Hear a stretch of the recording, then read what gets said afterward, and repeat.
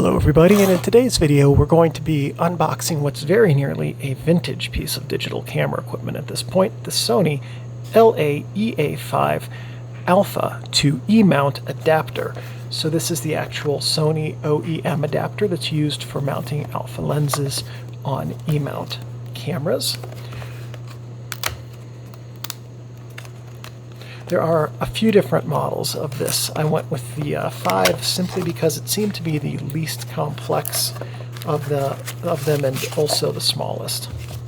So that'll be the actual adapter. Instruction manuals, nothing else in the box. I'll read those never. And here's the adapter in its case.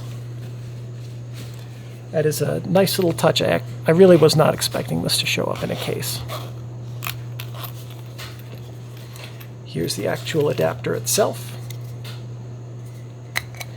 E-mount on this side. Alpha mount on this side. There we go. That's that.